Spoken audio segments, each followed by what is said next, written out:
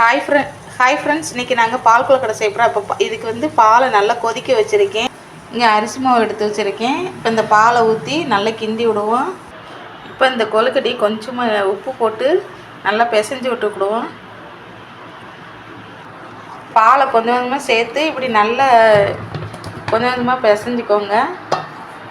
இப்போ மாவு பிசைஞ்சாச்சு. இது கொஞ்சமாக இது கூட நெய் சேர்த்துக்கிடுவோம். இது நெய் சேர்த்தா கையில் கொஞ்சம் ஒட்டாமல் இருக்கும். இது இப்போ சூடு பொறுக்கிற அளவுக்கு நல்லா பிசைஞ்சு எடுத்துக்கிடுவோம். இப்போ இந்த கொழுக்கட்டைக்கு தேவையான ஒரு தேங்காய் சில்லும் ஒரு சுக்கு ஏலக்காய் சேர்த்து இதை துருவி எடுத்துக்கிடுவோம்.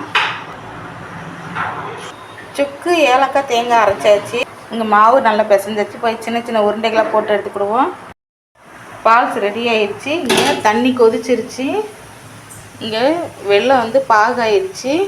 இப்போ நம்ம இந்த உருண்டைகளை இதில் போட்டு நல்லா கிளறி விடுவோம். இது வந்து கிளறி விடக்கூடாது, வேக தண்ணி அப்படியே இருக்கட்டும். உருண்டைகள்லாம் நல்லா கொதிச்சிருச்சு. இப்போ ஒரு ஸ்பூன் அரிசி மாவை கொஞ்சமாக தண்ணி ஊற்றி கலக்கி அதில் சேர்த்துக்கிடுவோம். கொலப்பு தன்மை வரும். பாகு இப்போ ஊற்றியாச்சு, வெள்ளைப்பாகு ஊற்றியாச்சு. இப்போ அரிசி மாவு கரைச்ச தண்ணியை இது கூட சேர்த்துருவோம். நல்லா கெட்டி பதம் வரும். இப்போ இதை சேர்த்து நல்லா கிளறி விட்டுக்கிடுவோம். ஒரு 5 நிமிஷத்தில் கெட்டி பதம் வந்துடும். இது கூடவே இப்போ நம்ம அரைச்சி வச்ச தேங்காய் ஏலக்காய் சுக்கு சேர்த்துக்கிடுவோம். ரொம்பவே சூப்பராக இருக்கும். நீங்கள் ட்ரை பண்ணி பாருங்கள். இவ்வளோதாங்க பால் கொழுக்கட்டை. ரொம்ப ஈஸியாக செஞ்சிடலாம்.